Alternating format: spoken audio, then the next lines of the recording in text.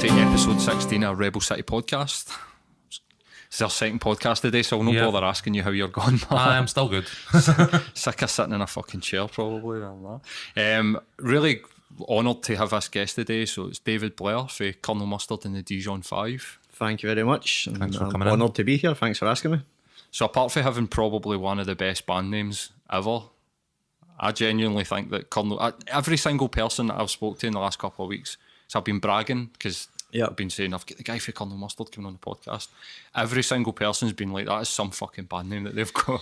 Well, our relationship that's been blossoming with Sean Keaveney and BBC Six Music and The Breakfast Show, it began when we were announced for Liverpool Sound City and Matt Everett was reading out the lineup and then read out our name and then Sean went, whoa, stop, what did you just say there? He said, Colonel Mustard and the Dijon 5, and he started laughing. He went, that is the greatest band name I've ever heard. And I was sitting listening to it in my house and like, right, on the Twitter. Thank you very much, Sean. Aye, too right. You've got a couple of celebrity fans, haven't you? We've got a few. We've got Gavin Mitchell, Bobby the Barman from Still Game. Yep. He's been brilliant for us. He stays. He's not far away from here. He's been into it since we played the Cliff of Trust Festival when it was reopening. They shut Clyde Street there. It was a good wee day. He was the compere. And then after that, he was on Janice Forsyth, I think, and he was asked to name his 3 favourite acts of all time, and he loves Bowie. He's got a black star like me tattoo. I seen him one night in was it the garage or something? He was seeing a band in the garage. It was a wedding band. They were doing like a display their songs for and it was all just full of brides to be. Right. And Gavin got up and did Let's Dance with one of the bands that was on, so he did. Brilliant. He knew them on a personal level or whatever, and they clocked him in the crowd. And was that with Earl Slick in that? I'm not sure. It was downstairs in the G2. Right, so okay. It wasn't, they clocked him in the crowd and up you get some Bowie. I think I remember him sharing that. He absolutely smashed it. It was amazing. He's massive Bowie fan. So he said his top 3 acts of all time were David Bowie, T-Rex and Colonel Mustard and the Dijon 5. High praise, man. Mate. Esteemed company.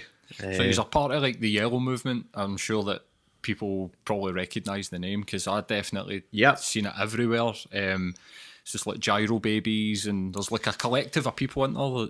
There is, the Yellow movement really just began when we were kind of with the folk who we were pals with that were in other bands. We were putting on nights together, so we got the Gyro Babies, Mickey Hines, Twistettes, a few other acts and stuff like that, and then we kind of just used that as an umbrella title in a way, really, just to give a name to our creative community. That's like folk doing music, folk doing spoken word, folk doing art and stuff like that. There wasn't really any limits on it, really. I've always loved how various different subcultures and stuff like that and countercultures have developed from even before the 60s, but 60s is the big one really for me. It's just like any kind of collection of artists and musicians who are all pals who are all playing and supporting one another usually end up getting called something anyway. So we kind of just wanted to call ourselves something before we were given a title from anywhere else, and it's not like genre specific or anything like that. There's a wide variety of different acts. Exactly. So it's across like the full spectrum of inclusivity, which music's a great vehicle to do that. It's so refreshing, man. Because must take a lot of inspiration for each other in that regard. Aye, definitely. It's so like I think when I was talking to Matt before you came in, one of the things that I was wanting to talk about is that I felt really isolated when I was in a band. I didn't feel like we had the support. I mean, there's a band, I don't know if you remember, they're called Recliner. They were for Carnoustie. They were like a mix between, I don't know, like stadium rock, like American stadium rock and Oasis. Right. They were all really good. They ended up called Auto Elite. They were signed to King Tut's Records for a very brief EP, but they were one of the very few groups of people that I felt we supported each other. I felt there was a lot of sort of backstabbing that went on in the music scene when I was kicking about. There is still an element of that as well. I'd rather just stay focused on what we're doing and creating and sharing our own art and supporting the people. I mean, first and foremost, like we're all music fans. Like you you pick up an instrument or you join a band because you love music. Yep.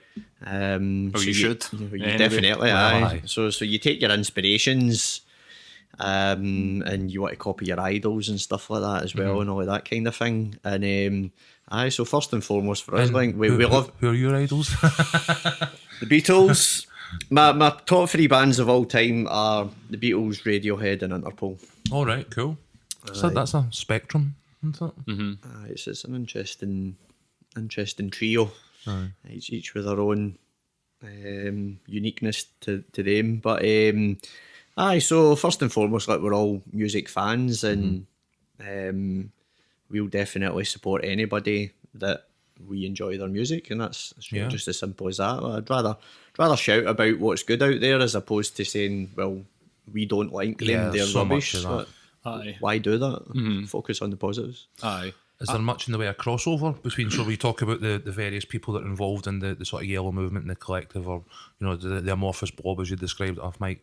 Like, so do you find yourself like collaborating?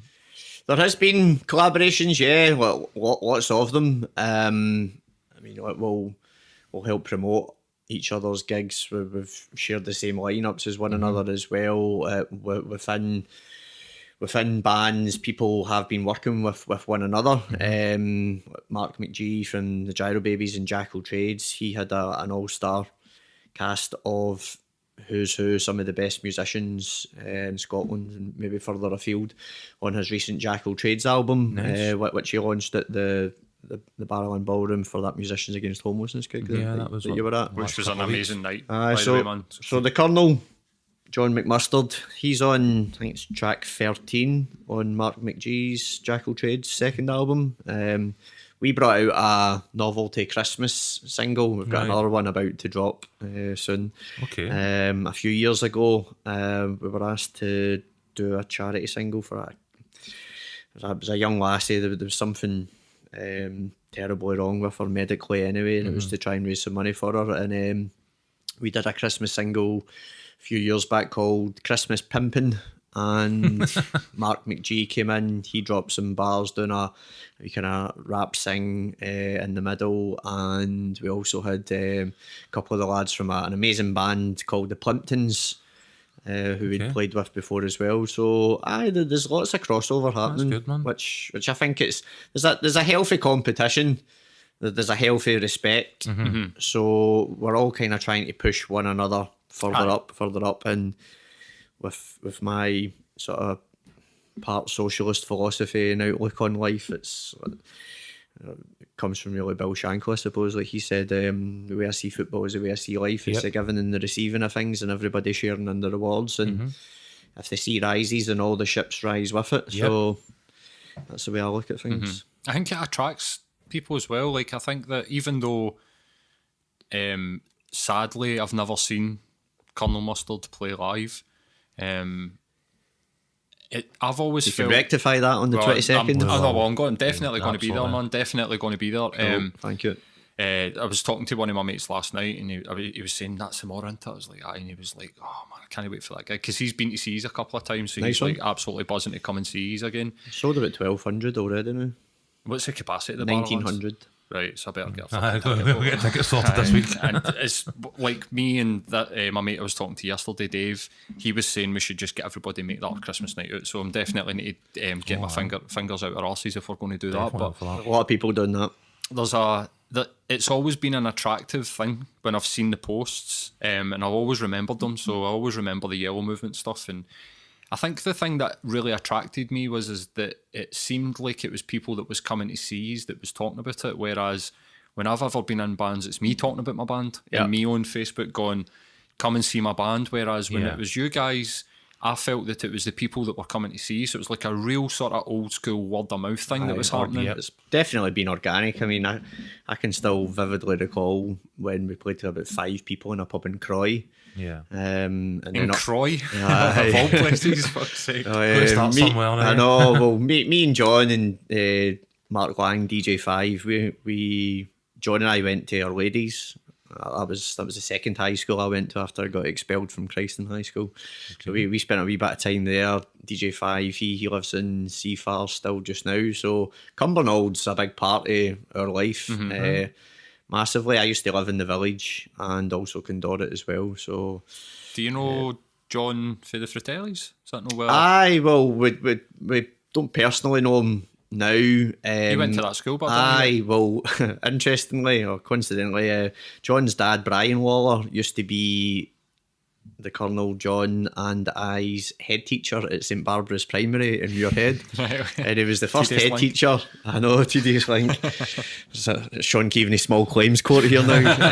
And he was the first head teacher we'd had. It used to be Mrs Grant that retired, and then he came in, and then he would get us in for assembly, and he started bringing in his guitar, and he would be playing it, and he would get us all to sing the usual hymns and stuff like that. And then it was... He ended up, well, when he retired, he went on to be the club secretary at Mount Ellen Golf Club. He might still be the secretary up there, which just in my neighbouring village to Muirhead, Christon. Yeah. And I went out to see him one day in another job I used to work in, doing energy management. And oh, Mr. Lawler, how are you? And he said, it's fine, you can call me Brian now, David. I went, hi, your boy's done all right over the years, isn't he? But we remember, like, we used to see some of them up in Condorit, like the Dalshannon Farm and the Masonic Arms and stuff like that, where we used to drink in. So, aye, good on them. He's definitely done well for himself. Yeah. 100%. I think in terms of that kind of like word of mouth, kind of like awareness that kind of was that organic thing we're talking about. As I was saying to you myself, like I actually heard initially about you through posts for like family members and stuff like that as well, and I think like that's definitely been my experience. I like sort of starting to get to know you as through the other people and that kind of word of mouth sort of movement. You know what I mean? Like, yeah, I think it's pretty rare these days. You know what I mean? I think it's rare, but I think it must be the positive sort of vibe that you are with each other, and then it just spreads out to the people that's coming to see you. Yeah, I think there's definitely an element of that as well. There's a famous Timothy Leary quote.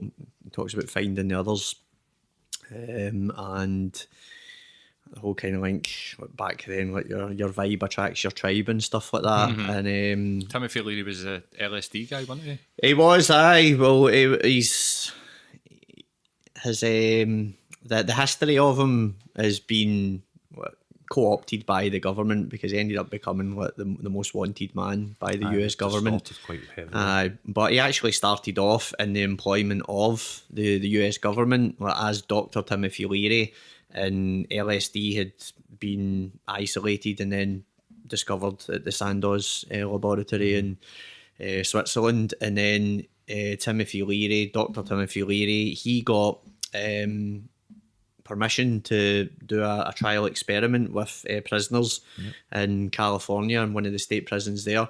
And it was offenders who were about to get released soon. And let's say, I can't remember the specifics of it, but my pal John Higgs wrote a great book called Timothy Leary, I Have America Surrounded, I think it's called. Okay. Fascinating read, you should check it out. He also wrote a very, very good book about the KLF as well, which is tremendous. And when Dr. Timothy Leary was doing this experiment, let's say when these prisoners come out, 50% of them re-offend within 6 months. They were trying to reduce recidivism, weren't they? Yeah. And when he was dosing them with LSD and then giving them psychological and therapeutic counselling, he coined that phrase back then called set and setting. So you get the setting right, and then the set is then kind of like what you're imprinting onto them through the counselling. You're trying to make them malleable with the LSD. Exactly. And basically see the error of their ways and like turn them round to look, you don't need to be a cunt, like just be sound when you leave prison. And I think that went really well right up until they released people from prison, and they just instantly offended. They didn't. Well, no, some did anyway. Aye, some, but the results went so far down to 0% that as the prisons were being privatised and becoming a money making machine, they realised, well, we won't have any prisoners if there's no crime. Yeah, mm-hmm. So what happens when you monetise imprisonment into it? I mean, there's always an incentive to then have more people in prison. Yep. That's it. You fling the profit motive in there, and then it skews people's thinking. So in terms of like when you were saying, obviously there was the recent anti-homelessness gig, outside, well, in the bars. I obviously wasn't able to make that night, but it sounded brilliant. Is that a kind of common thing for yourselves in the element? Is there causes you are out there sort of actively supporting, like? Yeah, this? definitely. The other thing the Yellow Movement has done is we've been putting on like monthly nights. In Glasgow, used to be McCool's, now in the Clifford Bar, and McCool's. great wee buzz up and venue, and Well, I get the wee old fella behind the bar who DJs in a suit on one time, because I think he just looks interesting. Nick. Aye. He's a legend in his own right. And Stramash in Edinburgh. Mm-hmm. So every month we nominate a different charity. So the one I put on in Stramash, last month now, 1st of December, isn't it? The one I put on in Stramash last month was for SAMH, Scottish Association for Mental Health. Mm-hmm. Over the years, we've done usually like I'll ask one of the bands that are playing. So it's twofold. It's like a showcase to introduce new bands to, particularly the ones I do in Stramash, like the relationship I have with the manager there.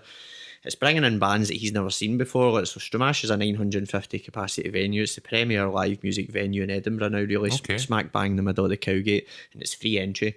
So it's always stowed. Loads of tourists come in there because it's the busiest pub and club and street in Edinburgh. And the sound system's tremendous. The PA is tremendous. Sound engineers are very good at their job. And from what 7 to 3 in the morning or 5 in the morning during the Fringe when they've got a late licence, and in December it's just back to back live music.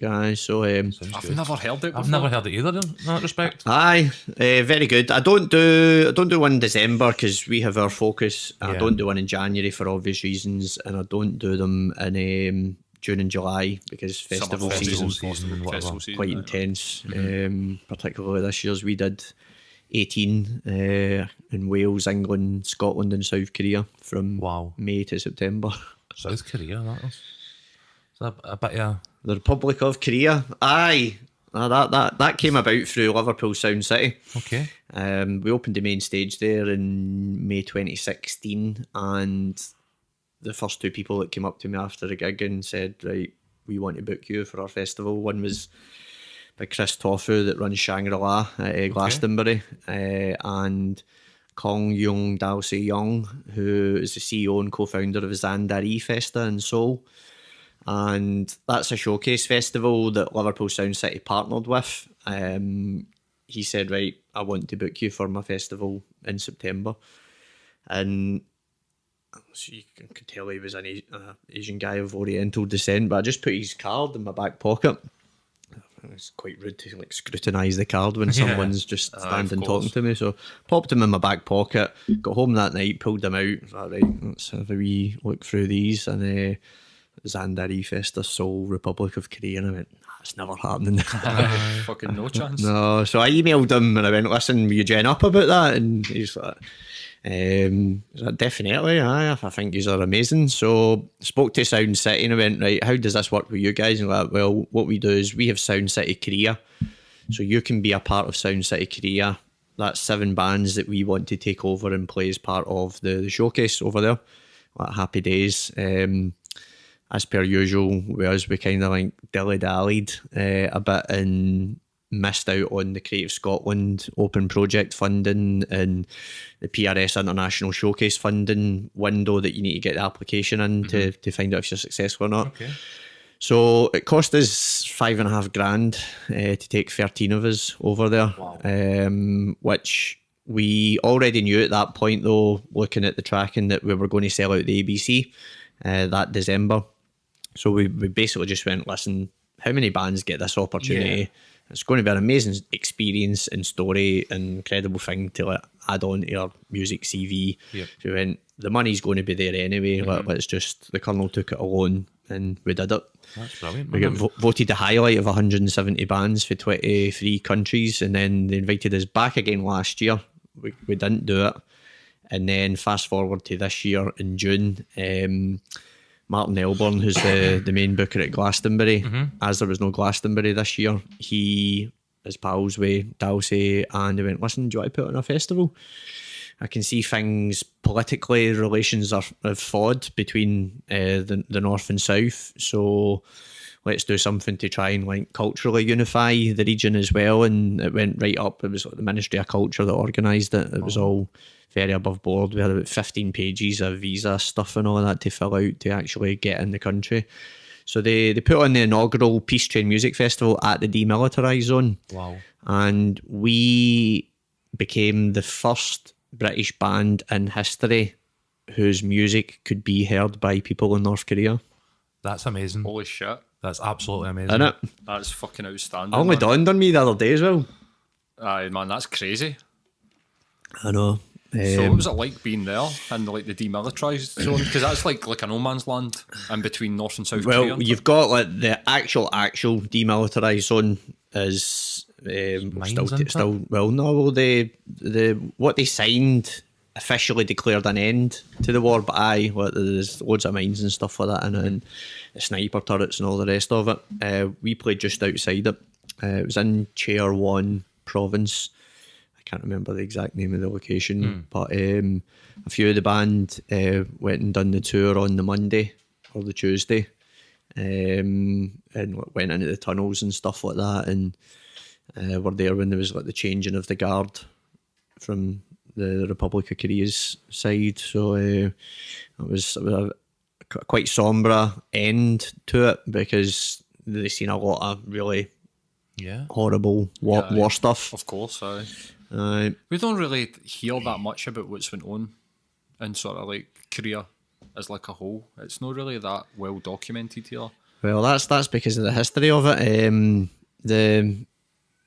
They were quite literally just split overnight, like the Berlin Wall going up, and it was the US. This was their the Washington Doctrine, where they wanted to, in the immediate aftermath of the Second World War, communism then became the enemy. Mm-hmm. Yeah, and there's the great political writer in the US, Gore Vidal. He's got a great book called Perpetual War for Perpetual Peace. Yep. And the reason why they're a hyperpower is one down to the amount of money that they invest in their military annually, more than every other country in the rest of the world combined. Who's this? The US. You talk about America, right? Yep. But secondly, it's a war economy they've got. So if your GDP is based on war, then what do you need to keep that GDP stable or growing? Exactly. You need more war. Aye. So that's why we just go into sort of fake wars. And exactly.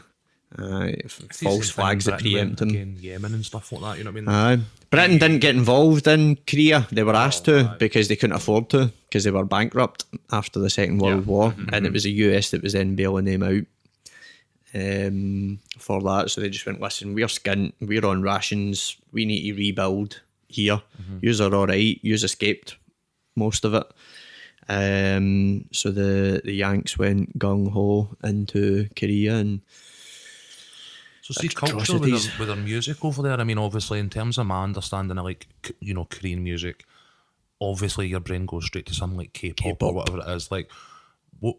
And obviously, you are not K-pop, okay? No, but we were embraced by that world. So, I mean, was it odd? I mean, I don't get it. Well, how did they react to you? In 2016, some videos on YouTube, in 2016, we didn't know how they were going to react to us either. And Seoul's the same size as London population-wise, 9 million.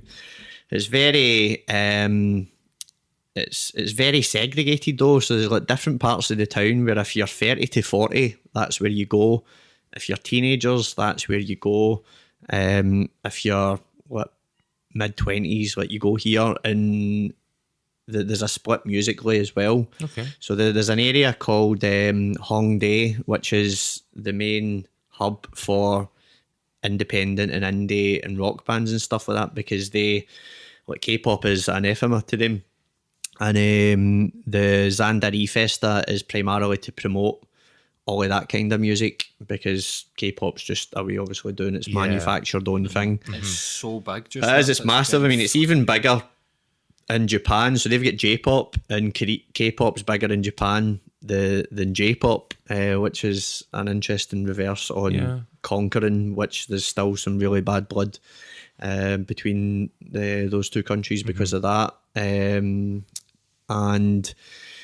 so they voted us the highlight, which is fine. Like we're there at an independent. It was because you were so different, or what? Aye, totally. Aye. Also because Dalsey, the main man, had seen us at Sound City, so he gave us the main showcase slot in this 1,000 capacity hall, the MUV hall, on the Saturday, and then he also asked us, "Listen, you pick. You can also play the opening party or the closing party." We went, right. Well, we'll play the closing party.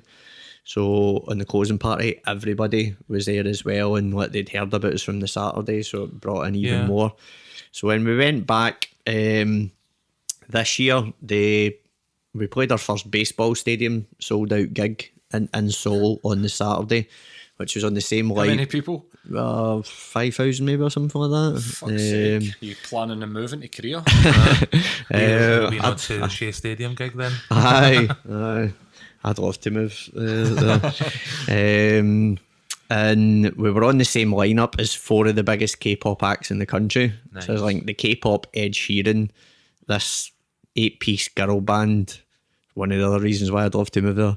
And then these 3 young lads, I can't remember their name, and then another boy band. So when we were on first actually, but we'd had a game we made a football out of gaffer tape and a t-shirt inside it, and there was like there were goals behind the stage, and one of the boy bands, the 3-piece, and their crew, we had a wee game of 5-a-sides, which we won 3-2. I just came on at the end. I missed it because I went away to get something. I came on, left peg, wrapped it into the top corner. That was the winner, and so we gave them t-shirts, we swapped music, and they were at the side of the stage when we were on. But they're very, very respectful Korean people, very, very respectful, just the nicest, kindest people I've ever met. But they could see how much of a good time we were having, and I looked over and I was like, "Hey, why not just grab something?" And so they all came up, and as soon as they came on the stage, mostly like 90% lassies, all the lassies got up on their feet and they were all screaming that these guys, their favourite boy band, were now on stage with us. So we ended up getting quite a lot of new fans, new Six Dijons as we call them, who watched us there in Seoul and then got the bus up to the DMZ up at the border, which is about a 3-hour bus journey. Wow. On the Sunday to come and see us play there. He's clearly made some impression. Aye, it was great. We were playing with Glenn Matlock for the Sex Pistols. Aye, he was one of the headline acts. He gave me one of his pot noodles when we were watching the England Panama game. So at the end Glenn of the night. Matlock was a bass player. Is that He was, aye. But he wrote pretty much everything. He did, aye. And then he got popped onto because he didn't look a pop. Possibly, but lovely guy. He's been there, seen it, done it, and the stories like? he's got. Well, he's solo, but he had been over there in advance and had rehearsed with one of the biggest rock bands in Korea called I think it's Crying Nut. So they played all the Sex Pistols tracks that he was doing, and they were amazing. Like they'd also played as well.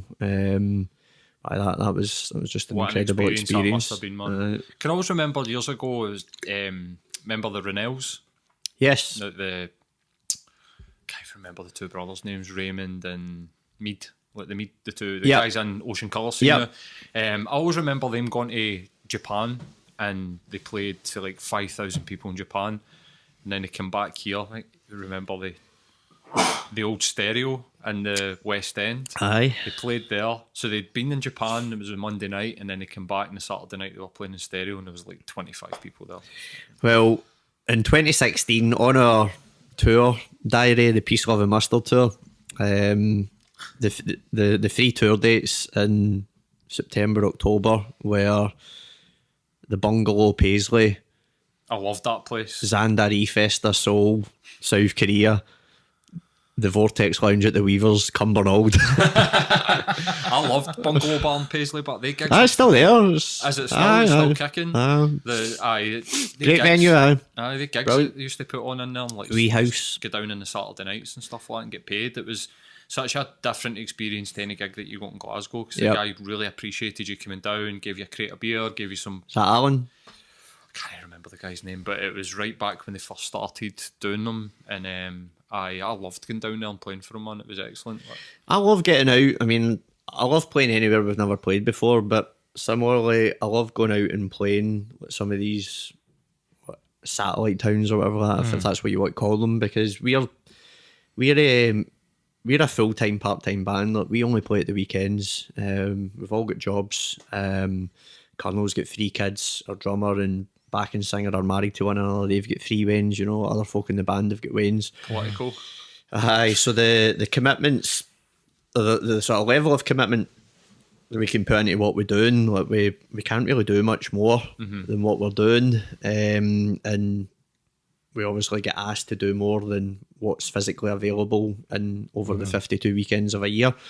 But I mean, that said, like we do over kind of like the 3 years I was mostly managing and organising our bookings, with about 200 gigs and 50 festivals or something like that. So it's nice work if you can get it, man. It's great to get out and play places like Paisley and Kilmarnock, and did a wee one down Kirkpatrick, Durham and Dumfries and Galloway and stuff like that, and then Inverness and Aberdeen and Dundee, and we've even done like Bankery and Forest earlier on in the year and stuff like that. So and if you're visiting places that don't necessarily get a reasonable calibre, no band that's going to just raise the Dumfries and Galloway, they're not booking massive gigs. Curiosity factor. You know what I mean? Like, so I think there's going to be an appreciation there for that as well. You know what I mean? When I first started playing in music, we did a similar sort of thing. We used to go out Thursday and Friday and Saturday if we could, but the guy that used to book our gigs, he used to book us into like Ballyhoolish, and like pubs in the Fort William, like all these wee tiny towns up Loch Lomond. I remember. And you would go there. Was it Crofter Bar you played in Fort William? Yeah, and you would go there and there would be like 100, 110 people. Place would be rammed out. Yeah, and they would be there to actually enjoy music. Whereas when you would, not being disrespectful to Glasgow, or like, I mean, we used to play some amazing gigs here, but it didn't seem to quite have the same sort of impact on the people. Yeah, like when you go to these places, like they want to get to know you, they want to speak to you, and it's when you come down to Glasgow, it's almost like an elite, a sort of elitism, and you're playing King Tut's and like too cool school. Especially like we were one of the fortunate ones that would have people there. But what I hated about it is that we would sell, say, your 100 ticket allocation for King Tut's, and then everybody that was there to see you would just leave right after you were done. And then the guys going on, we supported Tom Hingley for Inspiral Carpets one night in King Tut's, and we must have went on to about 200 folk, and then he went on to like, and I'm not even exaggerating, about 12 folk. And he had a dig at me for the stage, which I actually spoke to him on Twitter about recently. He was like, somebody said to me, I was like, he was a bit of a prick to me one night in King Tut's, and he was like, I remember that and I'm sorry. I was just like, fair play to you, mate. Fair play to you. But I completely understood why the guy felt like that. Like, do you know what I mean? Like, there's a band quite demoralising. Aye. He said something like, your fans aren't the true music fans, mate. That's what he said to me. I know. I mean, if I buy a concert ticket, like, if I've got the time and I can get there, then I'll go and watch the support acts as well. Because I think you're getting more for your money. You're going to discover. I mean, you've got your Muse tattoo on there. I mean, I remember watching Muse support Skunk and Nancy at the Barras, and I didn't know who Muse were. You know, I seen them as support feeder at the garage for Music Live as well, and it was just blown away with them. Exactly, and like, that's it. I mean, like, you can go and sometimes see a support act who end up being better than the main actor, maybe just going through the motions or whatever. But you're right. I mean, if you are a music lover, then you should be there to take in as much as you can. Exactly, like you're saying. Sometimes you just, especially when I was a teenager, you'd be like waiting at the Barrowlands, like freezing. I know. You'd be like, doors are at 7:30, we're there at 7, and then you would be like running to get to the barrier. As you get older, you're like, what time are they on it? I know. 9:30. I'll turn up at 9:15, slide in, have my pint, and then I'm at the door once they're But done. do you also think that, coming back there, we said off mic, John Lennon quote, life is what happens when you're busy making other plans. So that's also just because you get more commitments as you get older. Absolutely. So both your disposable time and your disposable income are not as disposable anymore. I mean, the case study for me recently was I went to the Barras to see Garbage's 2.0 Yep. 20-year anniversary, and that was my first ever gig at the Barras almost 20 years previously to the day. Right. And that time was, I remember going home for the garage, lying down the Barras, lying down in my bed and the room spinning because I was absolutely fucking steaming. My first ever drinking at 17. This time round, I got there 10 minutes before they got on stage because I was at work. I then was like, ugh, you know, I can't be bothered. I'm at the back here, and the gig was phenomenal, but like the two of them were completely different experiences because of age and, you know, your commitments and all the difference. Definitely. We were coming out after it having nice chats and, you know, catch up for coffee next week and all the rest of it. Whereas like 20 years ago, I was bouncing down the Barrowlands stairs, you know, screaming push it at the top of my voice, you know what I mean? That's what I loved about that charity gig, was seeing a lot of people my age still going to the Barras and getting down the front. And I was like, I said that to my girlfriend. I was like, pure. Did I see you there? I can't remember. I don't think we didn't speak. But I was there the full night. I think I came in just before Loki went on, and then we stayed on. I think we seen like 6 or 7 acts or something like that. But Bombscare were phenomenal. They're tremendous. I mean, what a band! That's the first time. I think I messaged you saying that's the first time I've ever seen them. I've seen their name a bit. I'd seen their name a bit, but ska's not really my thing. So I wouldn't go. But again, if I seen them play, if I'd seen them playing, I would go and see them because it's such a good live act. What are you doing for Hogmanay? Well, that was another thing. I was talking to my mate last night. I was asking him. Bombscare are playing Strumash in Hogmanay with Seabass Kid and Soup and the Kryptonites. So I think I'm going to go through there for that. Ourselves in Bombscare and a few others, Elbow, Lewis Capaldi, Tom Maguire and the Brass Holes, Awkward Family Portraits. We just got announced for Bella Drum there during the week and for next year. And our night with Bombscare, Katie Tunstall and the Peatbog Fairies is the first night that's sold out for the Big Burn Supper down in Dumfries in the Big Spiegel tent next January. And we just found out wee Mandy Clark, who's the bassist in Bombscare, she's going to start playing with Katie Tunstall's band as well. Oh, really? So that's a really good move for her. She's been playing bass with the Go team as well. Oh, yeah. She's a phenomenal bassist. I was going to say she's an excellent bass player. And it's good Midge was became our mentor when they were on that. So they won the best part-time band in that BBC competition. And Midge was assigned to be their mentor in that. Peter Hook was in it as well with some others, and the guy was the main man Soul to Soul called again. Jazzy. I just watched that documentary on Netflix as well about like the hip hop evolution and the whole like episode for Soul to Soul, and I just can't remember the right. Okay, can't remember Jazzy B. Aye, Jazzy B. If you've ever, you must have had offers for deals and management and agencies and stuff like that. Well, we've got a booking agent that had to happen to reduce a huge amount of stress and time off me last year. Antidote Booking, shout out to them, Cree and Jamie and Louis. So they're doing a great job for us. And management wise and label wise, one were label unfriendly and two were unmanageable. So what makes you label unfriendly? Well, nowadays where the labels make their money, where the bands make their money, it's you don't get it through Spotify plays anyway. It's gigging and merch. Yeah. So again, because coming back to what I said earlier about us being a full-time, part-time band in our weekly commitments, you think about the Beatles song 8 days a week. Why did Ringo come up with that phrase? Because it seemed to him that they were just gigging 8 days a week, and that's what the industry would expect of you if you're signed, for them to get a return on their investment. So at the moment, that's just it's impossible for us to go out and play Monday to Friday in Sheffield, York, Leeds, Nottingham, Derby or whatever. Because that's the only revenue stream for the industry now as well. It's led to like a massive overpricing of gigs for me. Like you look at something like the Hydro and, you know, it's 70, 80 quid a gig, a ticket, and it's because as you say, that traditional income stream's not there for bands anymore. Exactly. Yep. And I mean, it's completely changed the industry for artists as well. It's made it harder for them to have full-time jobs doing what they're doing. And merch is the other one. But where do you sell your merch? At gigs, At your gigs, aye. or online. So I mean, we do really, really well with our merch. So we've got what seems to be like a cult T-shirt now in many respects, and something that just organically began was the 6 Dijons would be going around the world and sending us pictures of them wearing their T-shirts, and now we've had pictures being sent to us from New Zealand, Hobbiton, and Mary Kiani used to be in TTF. She lives in Sydney and she's got her T-shirts and she loves our band and sends us pictures outside Sydney Harbour, amazing. Opera building and stuff like that, and right through a guy took his T-shirt into the Amazon, Alaska.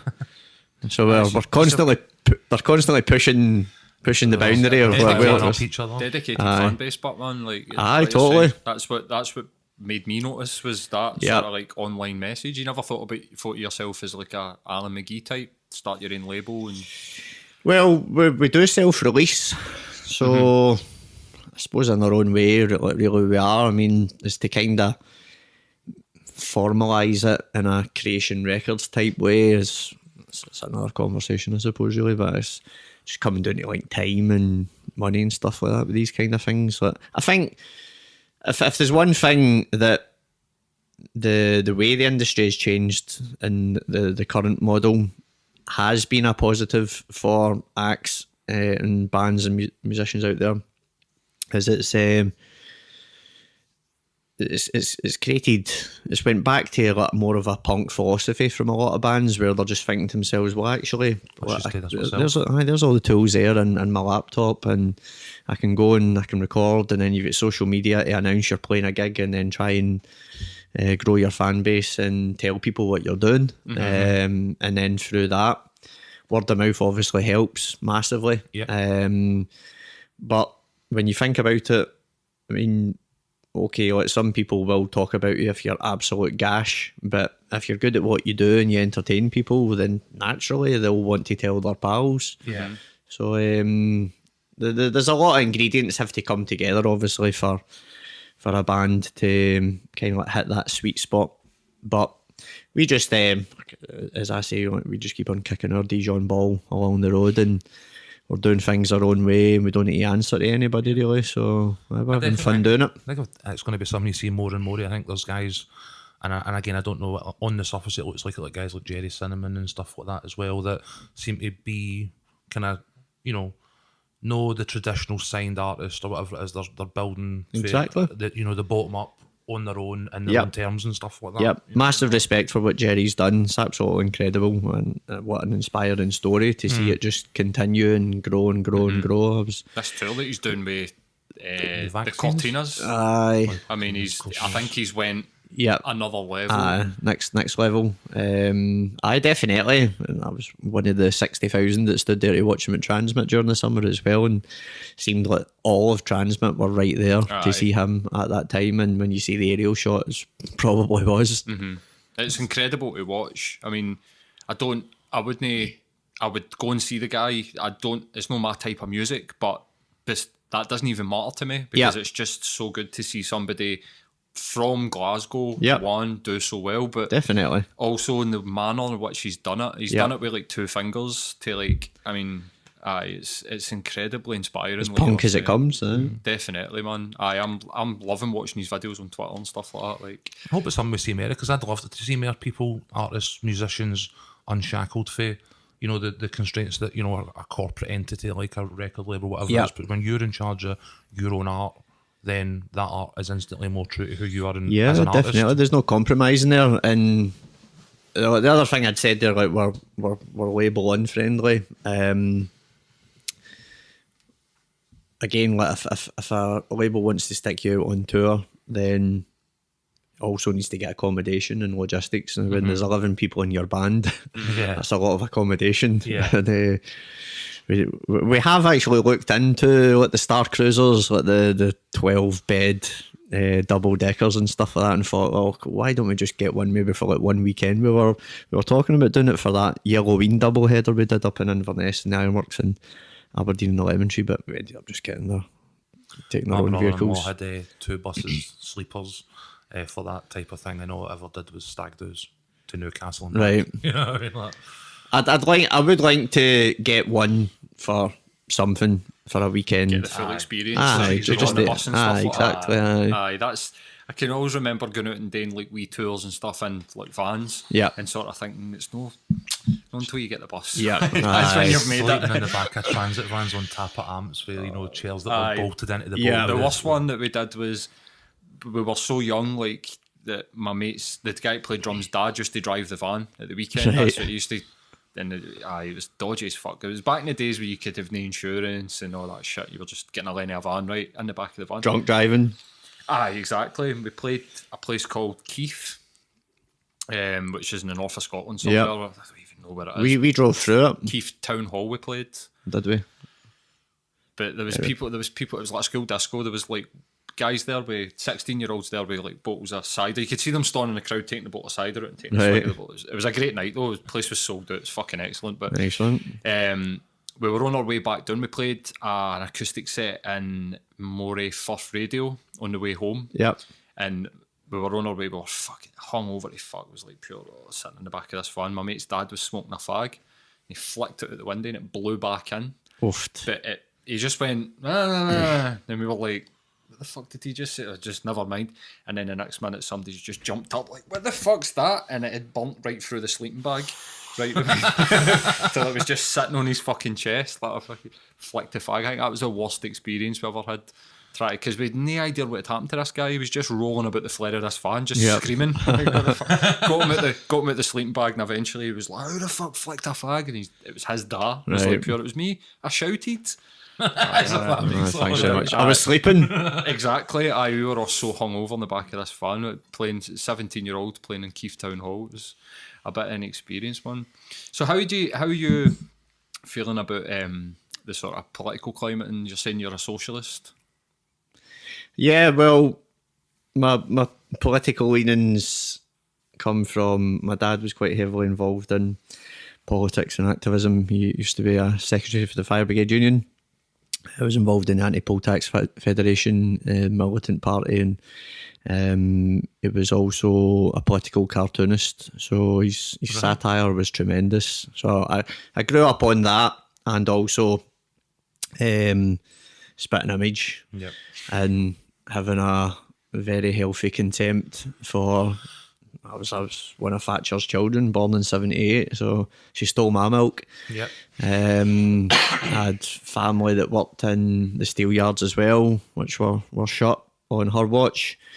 And I'm a Liverpool supporter, so then Hillsborough Yeah. happened as well, and I campaigned long and hard as part of the Hillsborough Justice campaign along with the Hillsborough Family Support Group, and it was only when about 10,000 of us went down, met in the Thames Embankment one morning and marched through London right up to the gates of Downing Street, demanding justice for the 96, that they eventually decided to have a look at it again after all the previous whitewashing of it and lies and Under Cameron that happened. establishment. So Cameron was the guy who'd already said during his tenure about those seeking justice for the 96, you need to stop looking. No, they're like a blind man in a room trying to find a black cat that doesn't exist. Words to that effect. And then what a vote fast, he had to do a full 360, and then he was the one who we got over the 100,000 e-petitions signed, which then means it becomes a backbenched, tabled motion, and then Steve Rotherham then sort of like pushed it all through up to the point where for the first time ever all the 96 victims' names were read out and recorded in Hansard. So that was a victory and a vindication of the truth, which we'd always known anyway. But the establishment as they've done before, like the Guildford 4 and the Birmingham 6 and Orgreave. I feel so sorry for the folk of Orgreave that I don't think they'll get anything resembling justice. There's not even any admission of what actually went down there from the government. So what did go down? I'm ignorant to that. The Battle of Orgreave, as it became known, was when Maggie sent in the army dressed as police officers on Yorkshire, right? And police officers on horseback with batons. You'll have seen the mocked up image of a police officer on a horse coming up behind Thatcher. Right, so that's from that. That's from that. Right. I mean, it was indiscriminate. And was that cool? Institutional abuse. That was miners on strike. Miners. So my dad was part of like the fire brigade strikes and stuff like that, and had showed solidarity across the board with all our comrades, just trying to stand up and fight for a better life for themselves as working class folk, for their family and their friends.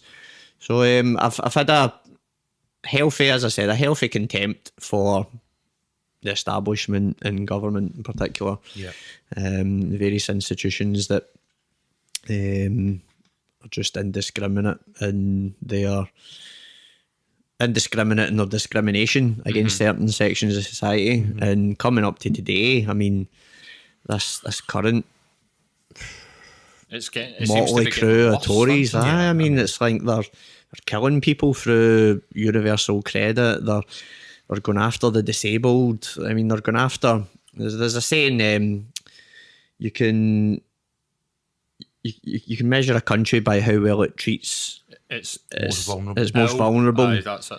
And I mean, right now it's like nothing happens by accident in government. This is the thing. Like, their policies are designed to maximise the suffering of the most vulnerable members of our society. I mean, that's who the fuck votes for them? I mean, honestly, I can't get my head around it. I've never got it myself, to be honest with you. Aye. And also, a damning indictment on their watch as well is you look at the current the current government, and they are the government who have created two new ministerial posts, one for loneliness and one for suicide. I mean, so if you have a need for a minister for loneliness and a minister for suicide, and what does that say about what you're doing to the country? Yeah, absolutely. I think it's obviously, self-evident that, these policies are vindictive and, aggressive. It's about discomforting and potentially eradicating an underclass of people that they don't want as part of their country. I mean, the UN report recently, the guy came in and, a special scientific rapporteur on poverty. Totally sourced, I mean, bang up to date, top drawer reporting, and the government went, no. We don't agree with his findings. Aye, that was it. Here's some facts. We don't agree with facts. We don't like facts. Here's the science behind what your policies are actually doing to real people, and they're like, and you're like, can you imagine what it's going to be like once they let the fucking lunatics run the asylum but post-Brexit? I think this is the scary thought, is that this isn't got anything to do with immigration or the way that they've sold it to the masses. It's about them getting their power back to do whatever the fuck they want in this country, well, in the UK. Yeah. A lot of it's got to do with that. I think I read something the other day that said that they were told, Cameron's government was told when they were the coalition, that they had to raise the minimum, the maximum state pension in line with Europe. And that was one of the main reasons why they were like, well, we're not going to do that. UK, by comparison to some EU countries, is absolutely disgraceful. Spain, it's like 500 quid. It's 500 quid versus our 140. So it's like nearly 5 times or 3 times. The big one. I mean, there's criminality obviously going on. Like, we know that now. Like, the Electoral Commission have proven that. Those in the Leave campaign were falsifying and misleading and abusing. UK elections in general. It's definitely, totally, man. It's been going on. Grand fine. Let's not beat about the bush. These cunts are cheating to get the decision that they want. But that's before you even take into account the Cambridge Analytica stuff. I know. And the way that they're managing to infiltrate social media but to push it towards their own narrative. Absolutely. So the Electoral Commission's about funding, but that's even before you start to really pay attention to what the fuck's going on. I know. Do you know what I mean? It scares the life out of me, man. Like, it really does, to think that this sort of political class of people is going to be in ultimate charge, and it's people like Boris Johnson, who all basically come from a really small section of society. Yep, Bullingdon boys. Yeah. Yep. What do you reckon to Jeremy Corbyn? Well, as a socialist. Yeah. I mean, they've Labour Party have played their cards quite close to their chest with the whole Brexit one. But I notice now McConnell's now came out and said, "Listen, our timeline here of what we're going to do is we're obviously going to vote down May's Chequers Brexit white paper, which most of their own party are going to do anyway, and obviously the SNP, the Liberals, the Greens, they'll all do the same. So There was chat recently of the Lib Dems looking to replace the DUP, right? and the supply and demand agreement, but I don't think that's came to fruition. But I don't get how somebody like the Lib Dems, who fervently campaigned against, leaving the EU, can then side with the Tories to get a Brexit deal through. Yep. You know what I mean? Cable's fucking Tory anyway, man. It's all fucking Machiavellian brinksmanship from all of them in it. So I mean, the stakes are obviously very high, but I mean, from the Labour Party, they've been quite happy, I think, in the recent past, just to take a sit back and go, yous are fucking all of this up well enough without us even adding any fuel into the fire. So keep on going. Let your party infight. And then McConnell's came and said, so we would then be looking for to go back for a new deal or pushing for the people's vote. And then the second referendum on it. And then I think it's that thing for the Labour Party at the moment, like the famously attributed quote to Napoleon, where don't interrupt your enemy when they're making a mistake. And I think there has been an extent to which the Labour Party has tried to do that recently. Yep. But I would have preferred to have seen a wee bit more, a wee bit less of the kind of wishy-washy response that you sometimes get for guys like Corbyn. Because I said on another episode, we talked about that all he needs to do to win a general election is come out and go, we'll have a second referendum. Yep. That's it. You know what I mean? He'll Well, there's a possibility of the snap election as well, isn't there? So they've obviously had to be quite vocal. I think she's going to bed in and hope that she can get out of the line. Where I don't think she'll call an election May, but could be wrong. Yeah, well, we shall see. I think for me anyway, I was a campaigner for independence, and John, the Colonel, and I, we were going round the doors as part of our local Christ and Coatbridge and Bells Hill constituency, yes Campaigners. And for me, I was depressed for a while after that. A few in the band, we played the Freedom Square demo the day before it, and I've never experienced such a groundswell of positive optimism at a political level across so many people there that there were in George Square that night. And it was to go for that. I mean,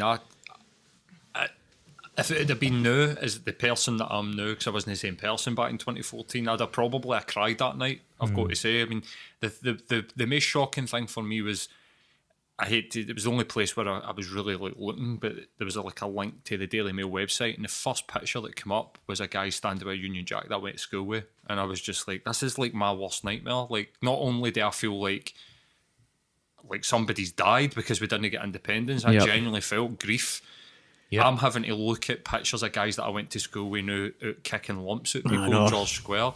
It was to horrendous. Go for that day in George Square, but it just seemed like this is a country that I want to be part of. I'm actually getting goosebumps thinking about being in that pot, like you're saying. You could feel it. Yep. You could feel it palpable. Everywhere. You're like, this is going to happen. This is to go for that, to the mob walking along Duke Street and out of Central Station and attacking people. It was. I know. It was actually fucking. England casuals came up for that as well. Oh, they were already on their way. As soon as they found out that we'd voted, win or lose, they got their train. Well, maybe, possibly, which would have probably been even worse if we had voted for independence and they'd have ruined it with violent attacks. But you fast forward to just now, and there's been a saying I've been repeating again and again, and that you look at the politics of Westminster and what's going down there just now, and the absolute shit show that's kicking off. Yeah. And you can only stay handcuffed to a maniac for so long before you realise you have to cut off your own hand to save yourself. And we are in that situation right now. Actually, that's quite a good analogy, actually. Aye, beautifully put. Yep. Aye. That's where we're at. Hopefully, but I genuinely don't give a fuck about what happens. Well, I do care about what happens with Brexit, but independence is. I mean, I've never gave up on it. I've never only strengthened our resolve for it. I've never gave up on it. I started out getting criticised on social media for being a Celtic fan and an Irish Catholic that was wanting to be part of the union just because I genuinely had nothing other than mainstream media to go by, and I was just sitting going like, no, there's no way that we can do this. Like, we're too small. Like, why would we break away and all these different bits and pieces? We'll end up with the Euro. Like, just all the bullshit that came out. And then as soon as I started to read it, it was like a political awakening that I had during that sort of independence campaign. I started at hating Alex Salmond and thinking this guy just wants to be the first king of the new Scotland. And then by the end of it, I was just like, absolutely, like, we should. Why have we never done this before? Why are we only hearing about this in 2014? Right. The amount of money that they've squandered for our natural resources is absolutely fucking disgusting. It's very true. But I had a political awakening during that time, and I think it actually subsequently ended up to where I'm just now, with like actually like waking up my own life and seeing different sort of like basically seeing the truth. I like sort of different situations. You've got your Rage Against the Machine tattoo on there, so you're clearly listening to the lyrics to Wake Up. Aye, I was always like. With Rage Against the Machine, it was always funny because I've seen them live a couple of times, and it was always about the music. Me too. But recently, especially the last like 4 or 5 years, been listening to the lyrics and they're more relevant now than they have. That's exactly what I was going to say. They're truer now than what they were in 1992 or whatever when they first came out. It's insane, especially with the references that they make to the American political sort of spectrum. Yep. But then that's it. Just none of it ever changes. It's just repackaged and reframed in a slightly different manner and then fed straight back to you. You know what I mean? And I think that's maybe why when you look throughout history, your Bob Dylans and any of the great artists that had something political to say for themselves, that it then resonates because it's just all going back round in circles. Well, I think with any good crime, you follow the money, and there's obviously a lot of people. I mean, now you can fit.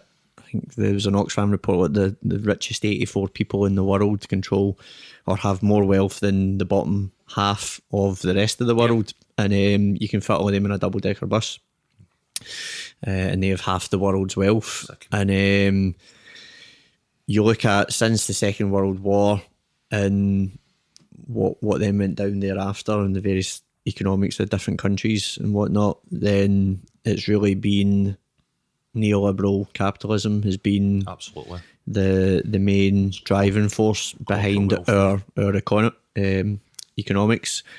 And whilst Bill Hicks used to have the classic quote where he'd said, the puppet on the right speaks my language and the puppet on the left speaks my language, but it's the same brain behind both of them controlling it. So as one of the Rothschilds in the past once said, that I care not for what king sits on the throne, for they're just a puppet, and whoever controls the money supply controls the nation, and I control the money supply.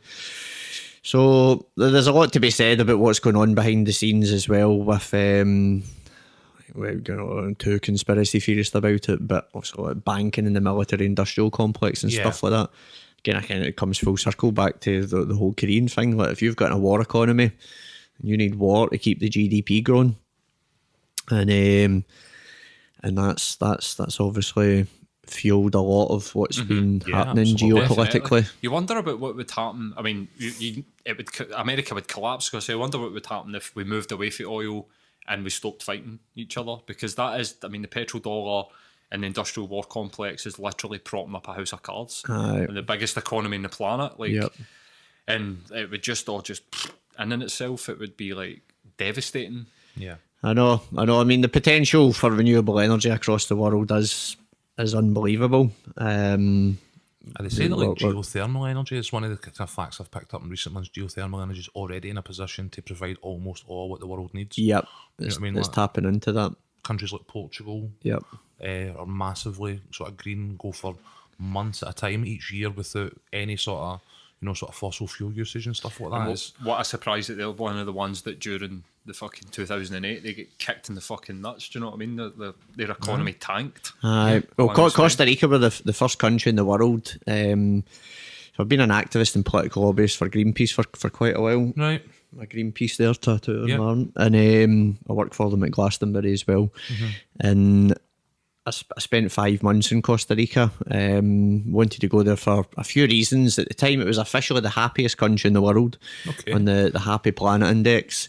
They're one of the only countries in the world, one of only 3 possibly, who don't have an armed forces, which is an interesting historical story in itself. And they were, they are still very, very big on their renewable energy, and they've also got the highest percentage of their land protected as national parks, untouchable. and they have the highest highest volume of biodiversity for the area of land that they've got as well. That comes from Costa Rica is Spanish for rich coast, and when the conquistadores were coming through, they were always assuming that wherever they went, they were going to find the next El Dorado or whatever. But when they came to Costa Rica, they just found impenetrable jungle, really impenetrable jungle, which was killing quite a lot of them with the tropical diseases. So they left it. So that became Costa Rica became an untouched part of the Americas as they were conquering and raping and pillaging and colonising the rest of them. So the biodiversity there was just left to get on with doing what nature does best when we get out the way, and that's thriving. So it's an amazing country, but when I went there, I was also very interested to find out about what they were doing with the renewable energy and solar, geothermal, hydro, and those were the main ones really that they were using. And I think it was possibly when I was there, so they went a full month where 100% of the electricity demand was generated from renewable resources, and they've been going on and doing that consistently. So the technology's there. Definitely. I remember when I was working in energy management consultancy over the referendum for us, there was a team of engineers released information, which I think part of it formed the white paper, but I remember seeing the full document itself. And Scotland is officially the wettest and windiest country in Europe. Number one. There we go. Number one at something. So we've got the strongest tidal surges off like the Moray and Solway, Firth and stuff like that. And again, the technology is there. We possess the natural ability to generate 5 times the electricity that we would need to use as a nation, which means that with that energy surplus, if we were to build subsea grids and export it to our nearest neighbours, estimated something like 25% of the continental Europe's energy usage over a Yeah, period of time yep. is potentially what they've got. and when you look at some of our other neighbours as well, who, what Norway for example, the Langeled and Vesterled pipelines come into our country, so we get a lot of our gas from them. But with our renewable energy capabilities, and a lot of that land, nobody's on it anyway. It's like the Highlands and stuff like that as well. It's like high land. We could have that energy surplus and we could be exporting it, and that would make us a lot of money. And I think there was somebody who I knew at the time who was quite well linked within business in the Yes campaign, and he just said to me kind of really from the start, he was like, look, it's never going to happen because of one simple thing: energy. Yeah. And we are, even with the 95% of the North Sea, and then they were telling us the oil was running out, and then they found some of the biggest fields up off of Shetland, which they're exploiting I now. remember That during the mystery campaign, field that didn't exist, and we were all getting ridiculed for knowing about. I can Yep. remember somebody sending me something that was saying that Cameron had choppered into Shetland, and there was a picture of him on Shetland, and they were Yeah, like, I basically, remember why seeing is he that. there? And Yep. the BBC came out and actually was like, there's nothing there. The BBC can Fake go take news. a fuck to itself. Aye, and it's there's just- a lot of retweets and stuff on Twitter this week are like high-end BBC journalists who were like involved in conversations, like actively mocking people for the Yes movement Yeah.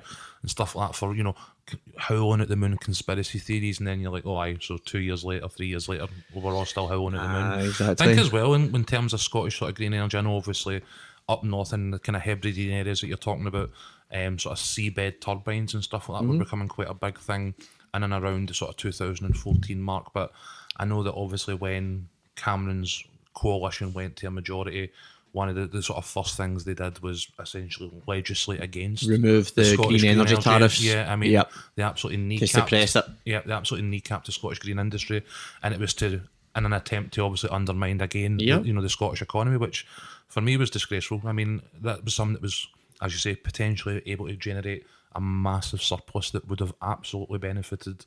Yep. The whole country of the UK. And You know what I mean? I mean, we've signed up to these supposedly legally binding, but how that's going to change then once we the EU Energy Directive, where to be X amount of your energy grid was decarbonised by 2020, and then there's Yeah. various other targets then moving forward, and we're just absolutely nowhere near hitting them because they're not interested in doing anything that incentivises green energy when you've still got oil and gas companies. Yeah. It's a political influence, though, isn't it? That's Exactly, the aye. money Like, again. it will only be. We'll see green energy when BP have got their infrastructure in place. Aye. When all these big oil and gas companies are literally like, we need to move into this area. It's the same way like we're seeing new electric cars because now the big car companies are like, we're starting to make electric cars, and same sort of thing we've spoke about a couple of times about like the legalisation of weed. When that happens, it will be big businesses that make it happen. It won't be like in America where it's been like local votes that's pushed it through with a domino effect. I think in this country it will be the money that they see happening over there, and then the infrastructure's already built up in America, so American companies will just come over and go. yeah, "These like are a Philip doing it." Morris or something like that, and then they'll still get the. And I think that's the way it will go in this country, unfortunately. But that's us out of time, mate. We're well over. Cool. We're about 10-15 minutes over what No we usually bother. do, man. I've had that, like, you're a fountain of fucking knowledge.